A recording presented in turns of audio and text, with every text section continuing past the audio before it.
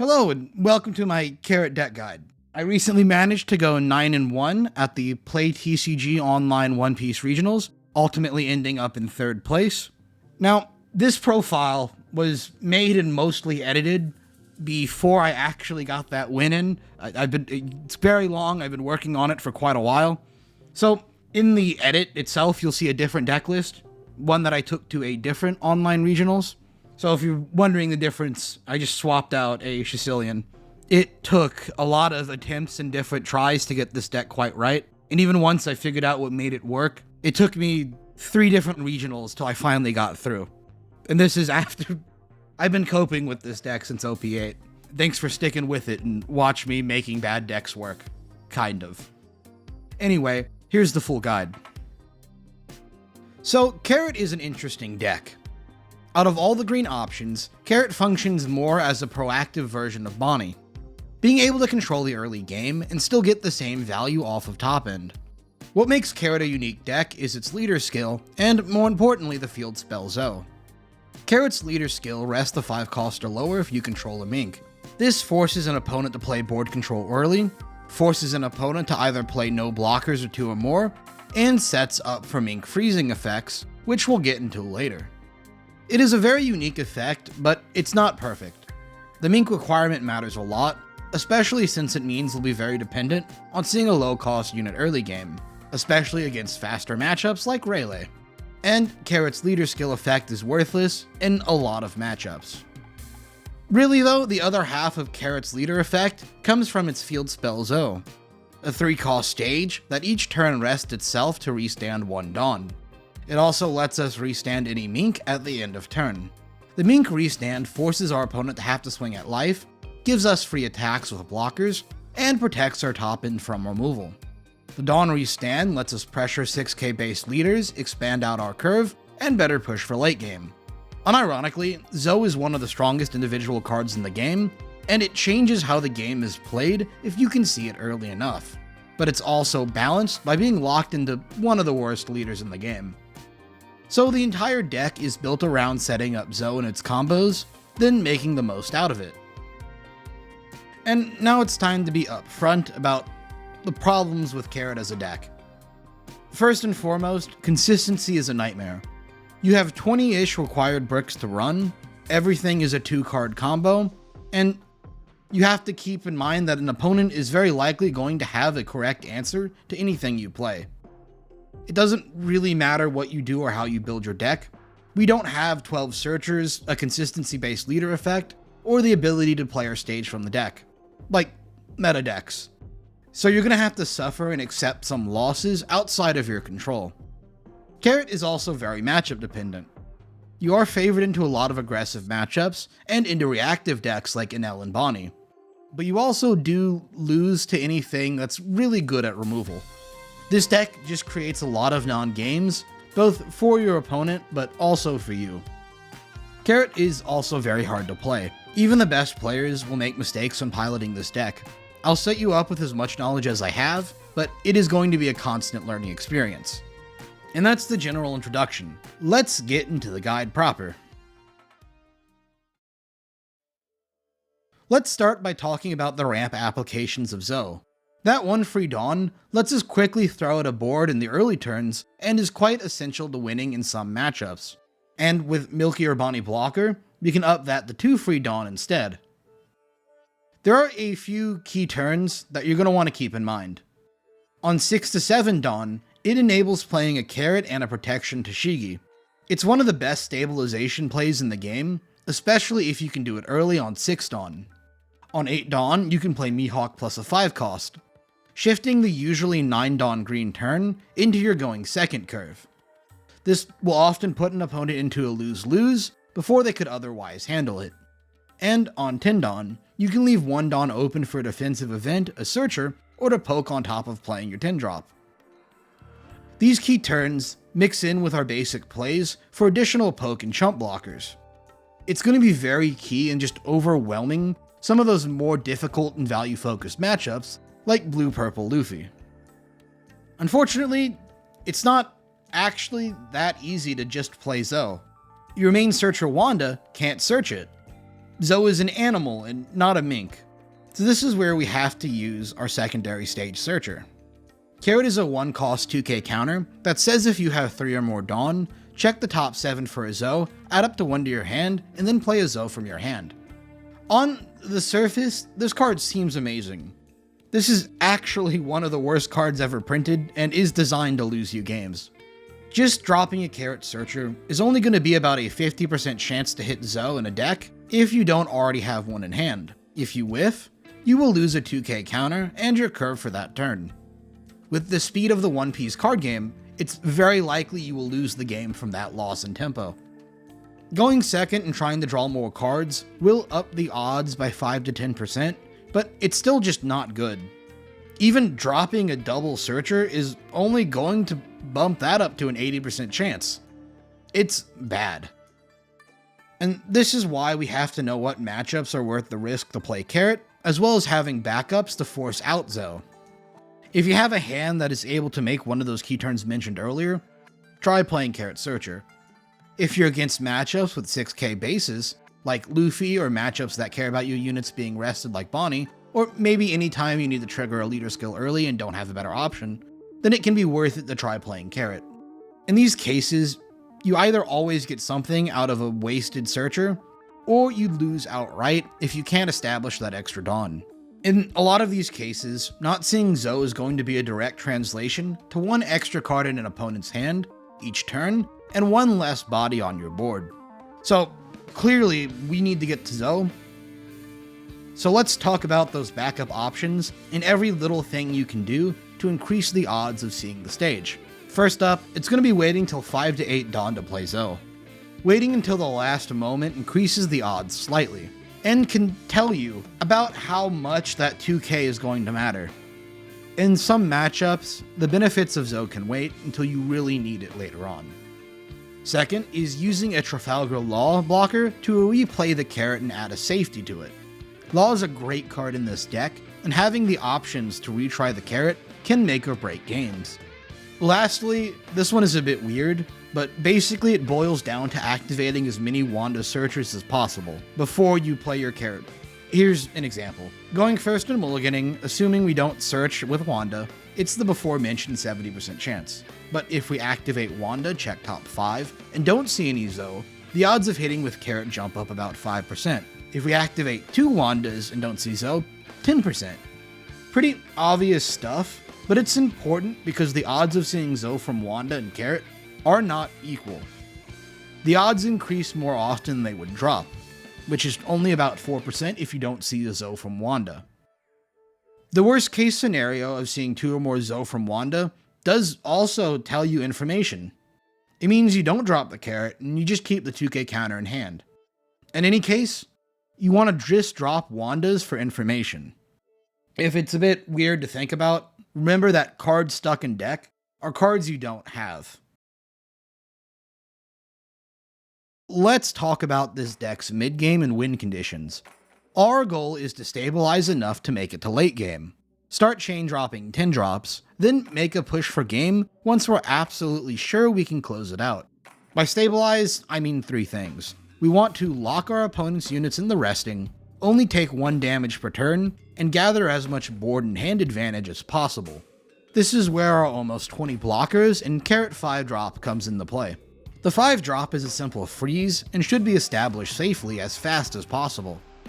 You're going to have to know your opponent's deck and what removal they're likely to have, in order to know if the Carrot is safe to play. A common situation is against Blue-Purple Luffy, where they're likely to have God Thread as a response, meaning if you don't have a follow-up, a Carrot played is pointless and probably should be saved for later. Any other value-oriented 5 drop is better. And in another situation, like against Zoro, you'd want to play a blocker alongside it, or have a 4k counter in hand, so you can do something to stop the removal. It does suck, but it's how it is. You really need to get that Carrot to stick, because it translates to a +1 in hand each turn for you, and a -1 in hand for the opponent. You have to try to force it with a Tashigi, or multiple in hand if you can draw it. This deck runs a ton of blockers.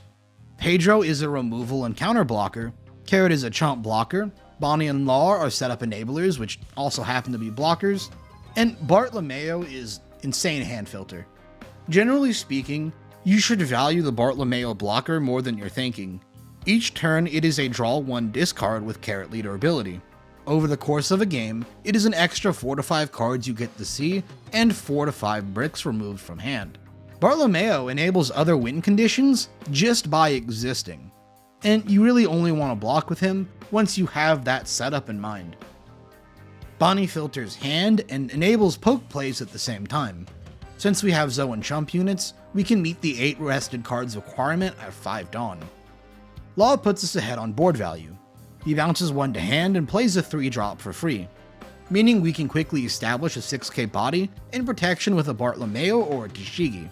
If we can set this up, it pushes an opponent into a lose-lose situation early and makes our follow-up plays more likely to work. Oh, don't forget, you have an extra pseudo blocker thanks to the 2k counter Milky.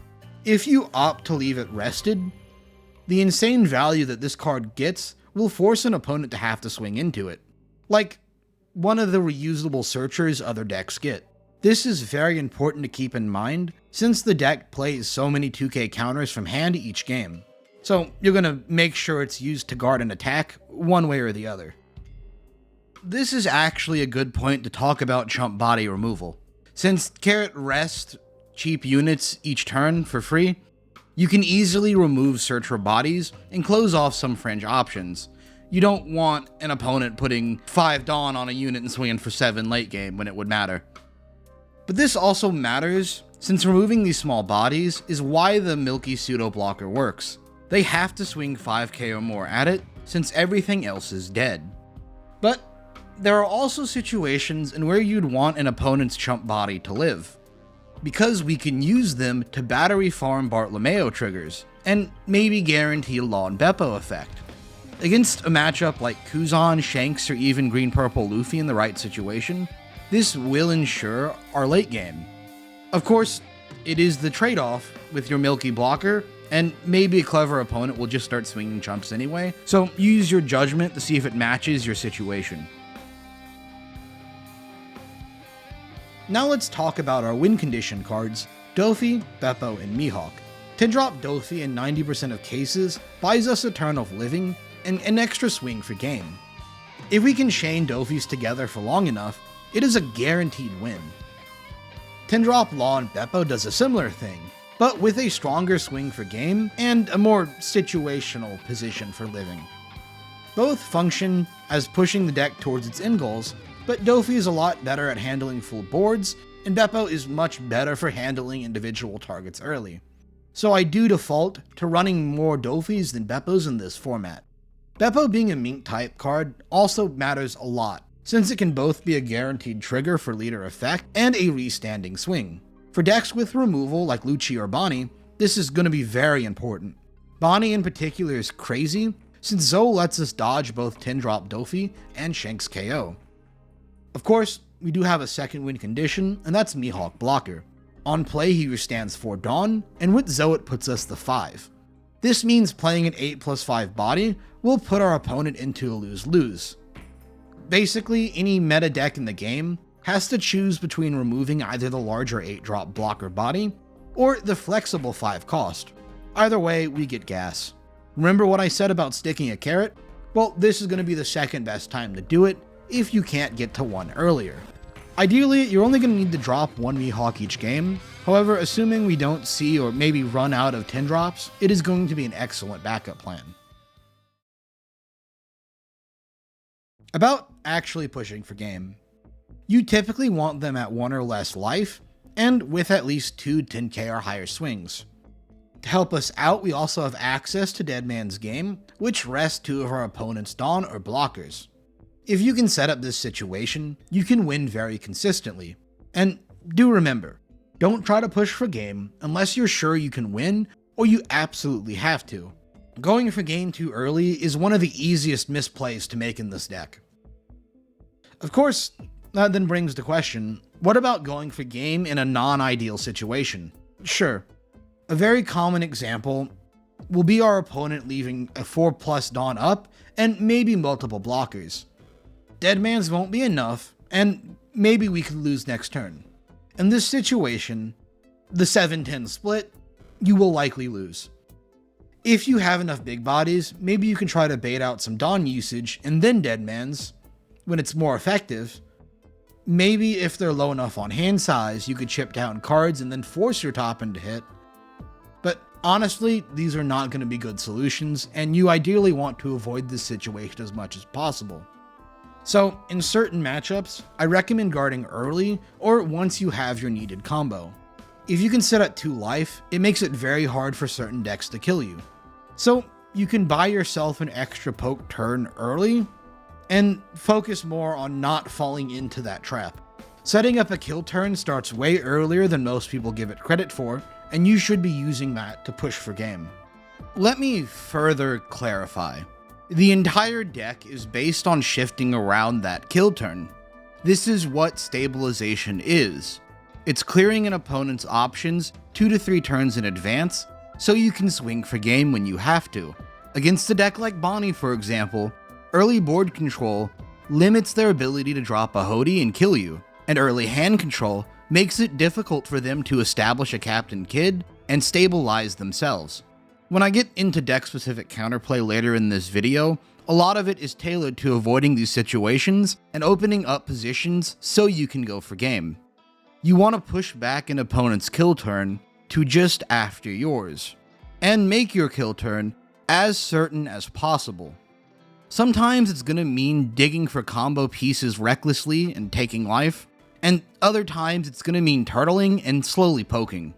The best way to go for game is to know an opponent's options and stop them from using it or having a plan to play through it. So let's talk about ratios. This is generally pretty flexible outside of a few core cards, but here's what I've settled on. You have your core 4s, which don't need an explanation, but here's on some of the odd ratios. 2 Trafalgar Law is the absolute maximum you can run before it becomes a brick. It's often very awkward to use multiple, but it is beneficial to see once. Carrot Trump Blocker is very useful for early setup. Trump Blockers are more useful this format thanks to Zoro and Luffy, and Carrot being a Mink type fills a lot of roles in this deck, both being an additional early trigger for leader effect and a search target for Wanda. By the way, 20 search targets is recommended for most decks, and we are already low with 19. So we have to make some sacrifices, at least until Bandai releases better Mink type cards. Pedro is not super useful this format. While okay against Bonney and Rayleigh, it's not super useful versus Luffy and Zoro. Quite simply, they don't care about the pop, and it can kill you to waste a turn setting it up. Well, I guess against Luffy you can use it to try to pop a Rosinante, but it is very hard to not have it just get bottom decked, you know? It is what it is. Pedro around as an option, but I've cut it down to 2 to reflect its validity this format.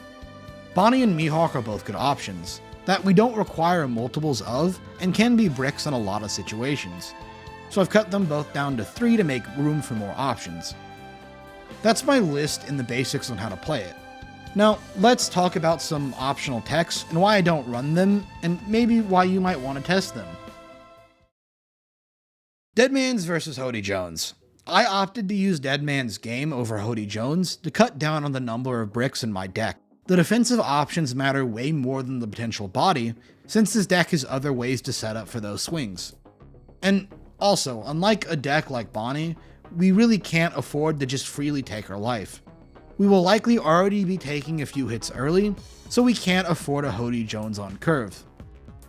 I really don't recommend Hody unless the meta becomes even more removal focused, like it was when Rob Lucci was one of the best decks in the game. 8 cost Captain Kidd. A full alternative build to Carrot is around the 8-drop Captain Kidd. It's a full protect the castle style deck. It's not bad or incorrect, like at all, it's really good, but it's just not my preferred playstyle. Here's a successful list by Shaunaby that made top 128 at Dallas Nationals. Use it if you don't mind Kidd and are willing to learn how to set him up. Electric Luna. If you've never played Carrot before, you're probably wondering why I'm not running Electric Luna. After all, it's searchable in Carrot.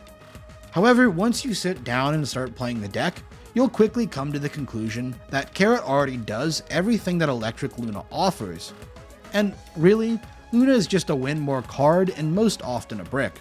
It's worth cutting. Unless the meta gets significantly faster and more based on 7 costs or lower, Tindrop Dofi is just going to be better. Arlong.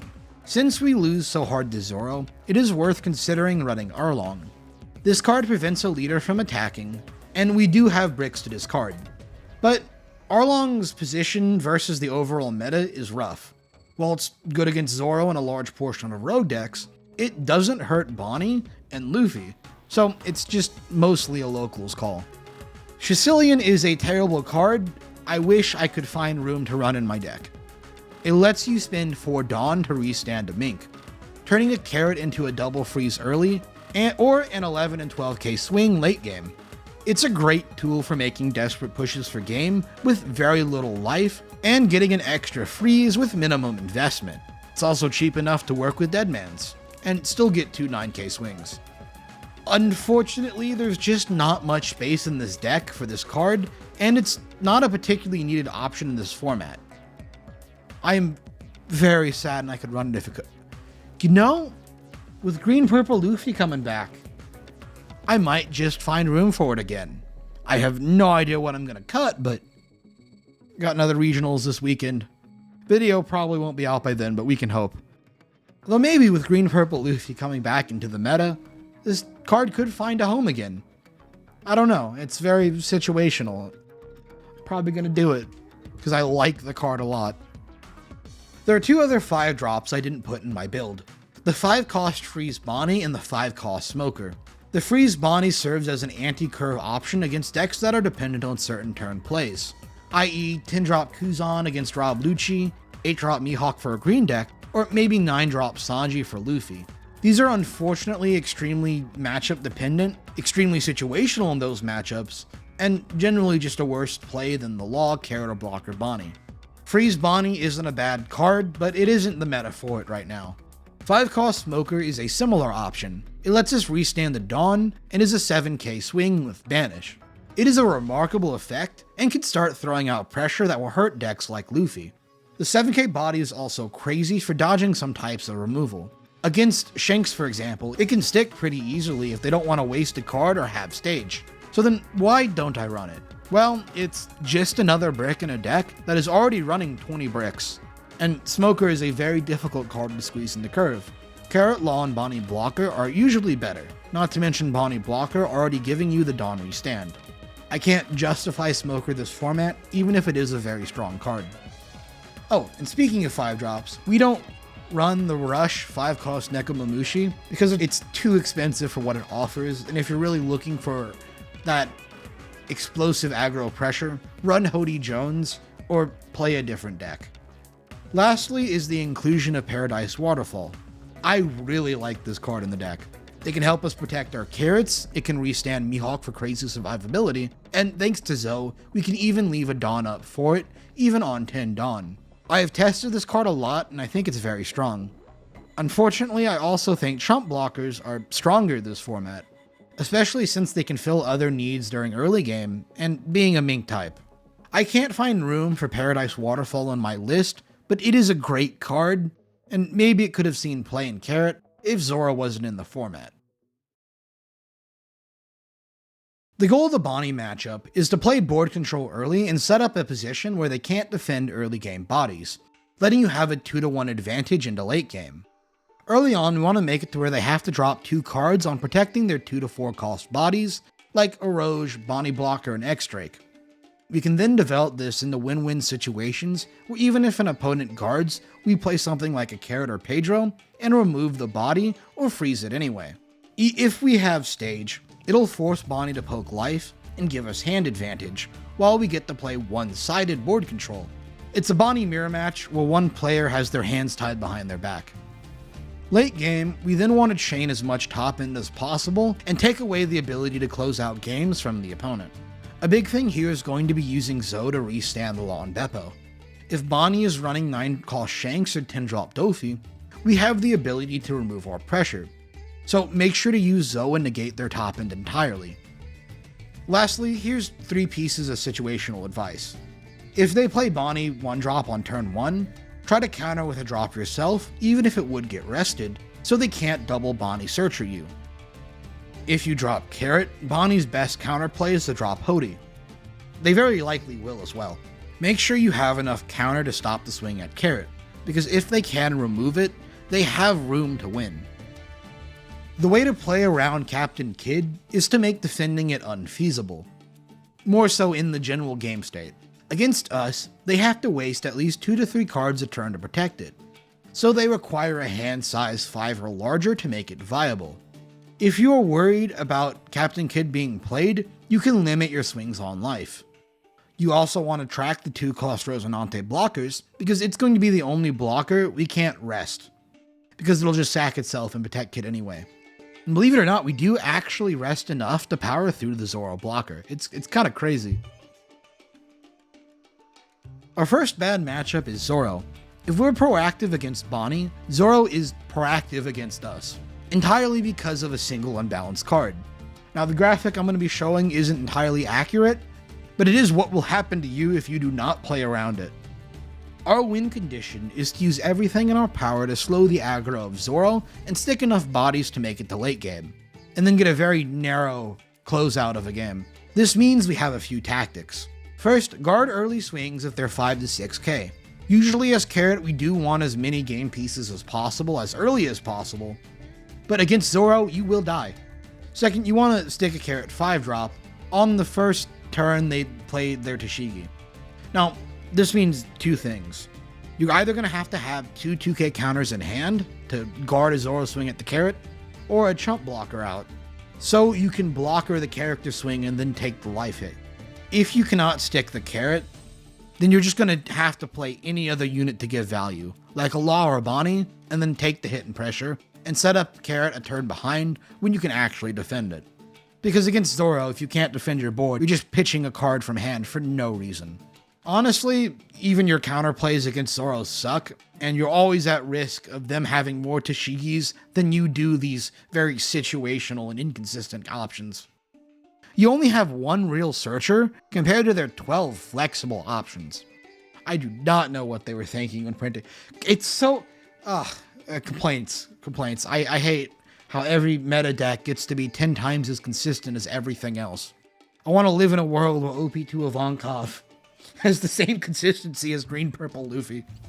Other Zoro stuff is you need to use blockers on the character swings and not on Zoro swing late game. Pretty straightforward if you've seen the matchup before, but their leader is going to take at least 2 blockers, so it's usually just more efficient to either counter or take the leader swing twice. Prepare for 2 11 to 12k swings. A big thing about the Zoro matchup is hand reading. You need to get a sense for how many bricks are in their hand based on how they counter your swings. Zoro bricks a lot, and if you can suss that out, it's massive for figuring out where the game is going to go. If they can't guard, they have the side event and are about to ram face or spam Mihawks. If they do counter, you're a bit safer in developing into late game. Zoro players like to guard as much as they can, if they can. Like, they're not going to do anything stupid, but knowing your odds and how they play helps. Blue-Purple Luffy is an entirely luck-based matchup. Once they hit late game, the entire course is set, and you've either already won or lost. This matchup depends on what ramp they see, and what early game setup you can see. This means we want to set up stage as early as possible, and start poking with leader immediately. You really want to set up Milky, and you really want to play a 5-drop and a Tashigi at the same time early. General advice is just to play as many cards early as possible and just start throwing face. This is going to be the matchup where you have to take the Carrot Searcher 50-50. It's not optional. Use every 6k blocker body as swings. Late game, seeing Mihawk plus Bonney or chaining 10 drops will prolong the game, but it's not actually a winning position on its own. They're vulnerable to removal, and 10k swings don't actually make Luffy lose hand size any more than a 6k swing, because Bandai is good at game design. It's going to take 2 6k swings to make Luffy go even. 12k is a great number to swing if you want them to take a hit. A few other pieces of advice. you want to kill the Rosinante Dawn Restander as fast as possible. It's actually going to be worth it to swing at it, maybe instead of life sometimes, since it stops them from being aggro and developing board at the same time. It'll put you into the 7-10 split if you can't, and they'll still play 2 9-cost bodies, because Bandai is good at game design. Lost 2 cards, still the best deck in the format, good job. Second, if you can, hold 2 Deadmans. More than 1 shouldn't matter, but it kind of does.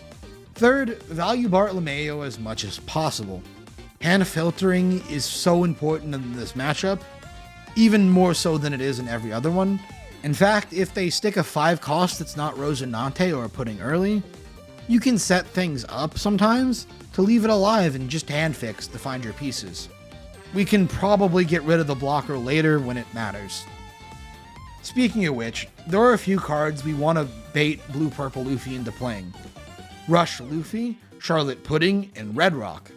These are going to be neutral tempo or negative tempo cards that prevent Luffy from outright overwhelming us. Rush Luffy goes -1 in hand size if they use the discard, and it still gets countered by our 10-drop. Charlotte Pudding isn't a blocker or board, and Red Rock is a neutral tempo swing. Well, if they don't already have a board to protect. Of course, none of the 3 things I said are going to be entirely good for you. They're still pretty bad. But you're going to have to make the most of the situation you're presented with. Count every card in an opponent's hand and keep chipping it away until you can get them low enough to maybe get in a good lucky kill turn. It's going to be tight. Blackbeard is a matchup entirely determined by sticking a carrot to board. Like, deadass, just hope you draw multiples and Tashiki's to protect it. Outside of that, you're just trying to limit whatever value they can get and take away board control. If they don't have Shiryu Engrave, develop into more chump blockers. Throw out 2 cost early game, and not ones to play around .Q. Outside of that, you're just trying to limit what value they can get and take away board control. And lastly, them not having leader skill at 10 Dawn, or you having Deadman's game, are going to be win conditions in and of themselves, so play through your games with that in mind. Rayleigh is funny. Your goal is once again to make it to late game, poking at chump blockers and limiting an opponent's pushes for game. But to win this matchup, you're mostly putting out fires and watching for a few plays an opponent could make and stopping them. Because Carrot is already pretty good in aggro. First things first is you want to stop the unblockable Rayleigh leader swings. Don't go to 0 life unless you have a frozen leader ready with 10-drop Dofi on the clapback. In fact, I'd argue against going to 1 life if you don't have a Dofi. It's very likely that a Rayleigh player in a bad enough position will just use 2 turns to do the double unblockable swing and try to kill you like that. Second, watch out for Mole Pistol. If they manage to hit a carrot, it's rough to regain the lost tempo. If you're in a position to where you lose to losing carrot, or you know they've had the Mole Pistol, develop a Tashigi or a second carrot. Losing a 2k hurts, but losing a win condition hurts more. Third, your main lose condition to Rayleigh is running out of cards in hand. A smart Rayleigh will realize this and start poking 5ks as much as possible, because you really can't guard that many. If Rayleigh has enough chump bodies, this will kill us. It's a matter of time, and it's a matter of them playing wide. To stop this, sometimes you have to develop into 6k blockers at Mihawk as fast as possible. It's a weird situation, which Carrot is not the first choice against an aggro deck. Don't let the usual win condition take away from how the opponent is actually playing. Lastly, do remember to actually poke face sometimes against Rayleigh. We want them to be forced to withhold some Dawn for their defensive events. If they don't feel scared and are sitting at 4 to 5 life, that's going to mean higher swings at your face late game. Enel is one of my favorite matchups right now. You're not trapped in here with them, they're trapped in here with you. We win this matchup for 3 reasons. First, they cannot meaningfully interact with our 10 costs. Their removal stops at 8 unless you let them set up for an insane Yamato. Second, we have the tools to play board control at any stage of the game and can constantly rip cards out of their hand. And third, Enel can't even play a blocker to stabilize once they realize what's happening. They are not having a good time. It makes this really funny game state where you can just kind of grind infinitely and they can't do anything. It's just the opposite of what that deck is trying to do. It's great. Some other advice, you don't want to go below 2 life and you want to keep them at 2 life. Don't give them value from their heal loop, but also you want to keep them low so they can't set up for effects like Yamato. This also means you're not going to push for game until you have the full setup. It takes 3 swings to kill an Enel at 1 life, and that can be hard to get. So don't be afraid to set up defenses and stop swinging. Again, take the grind away from them. There's also a neat thing you can do with test swings at 5 or 6k, provided you have the threat of swinging out later. This can force them to counter the small hit with 0 commitment from you, and it'll stop them from building up a large hand. This matchup will go on for a while with a lot of passing back and forth, but it's in your favor. They can't end the game, and it nukes the mental of every Enel player I've ever matched up with. It's so fun. Green-Purple Luffy is a ridiculously skill-intensive matchup. Since they have new consistency pieces and new access to Deadman's game, what used to be a favored carrot matchup is now a lot more even, especially since your play of setting up blockers has to now go to more than 2. It's so rough.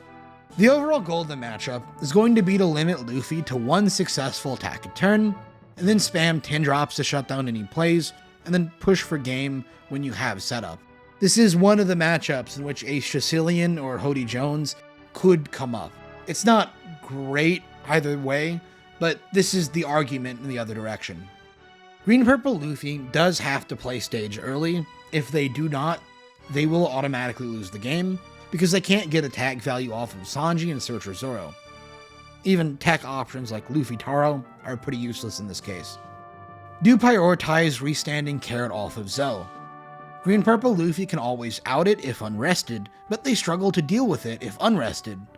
Do leave the rested Milky and Pedro over it, since they're still pretty much blockers even when rested. Milky is going to be goated in this matchup generally, since it ensures you always have the extra Dawn for leader swing. Sanji will always get its effect battery off, and we can't really stop it, but make sure it doesn't attack you more than once. Technically speaking, Pedro does hit everything in the deck. It is worth trading immediately if they expose either the Sanji or the Luffy rusher, or if they would otherwise fill a board. Pedro is often not worth keeping unless you have extra Dawn restanding, because it's only a 5-drop base and it already eats an extra Dawn. Late game, you can use it to make setting up a Gum Gum Giant harder. It's actually a very important utility of the card. The only relevant card in this matchup affected early by resting Zoro is Bartolomeo. Otherwise, it's pretty hard for them to get immediate value on its effect. Once you get to setting up blockers, it doesn't really do as much, but it is what it is. Oh, resting Dawn is bonkers against Green-Purple Luffy, and can let you make plays for game for 1 life. However, it is much more consistent to wait until after you developed into 10-drop Doflamingo.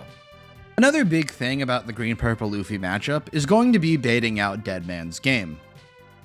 Green-Purple Luffy will want to try to remove Carrot, and the only ways they can do that is by resting it with either a Deadman's game or an Usopp rest. Now, they will tend to default to Deadman's game if you have an additional blocker out. Remember what I said about playing out Carrot with a blocker? This is a reason why. Them playing Deadman's game here is actually good for us because it will do 3 things. First, we very likely can counter out of it at this point. Second, since GP Luffy will only run about 2 to 3 Deadmans, it will make it more difficult for them to access it late game. In order to kill us, they're usually going to have to swing at least a Rush Luffy and a Deadman's, or we will be able to stall out. And third, a Deadman's use will limit what board development Luffy can get into. If they're set up enough, it'll only limit it to 1 to 2 new bodies instead of the 3, and that is a great thing. Against Green-Purple Luffy, you want to poke 6Ks. They have a limited number of 1Ks, and more importantly, going -1 in hand size makes playing against Gum Gum Giant easier. So, if you're lucky, maybe you can start ripping 2Ks early, and at worst, you're facing a giant with 5 cards in hand and not 8. So, that's the video. So that's my profile for Carrot. It's pretty rough, honestly, but it's a carrot. It's always been pretty rough. It's one of my favorite decks in the game to play, and it's very rewarding to stick with it. I've had mixed success with it at regionals this format. Anyway, sorry it took so long to get this video out. Things have been pretty rough for me recently. My grandmother, who I'm a caretaker for, got cancer, and the time I had suddenly kind of evaporated. It is what it is. Anyway, I hope to get more stuff out, but I don't know. I have a bunch of content I do want to do, but I'll get to it when I actually have the time for it. Thanks for watching, and I'll see you next time.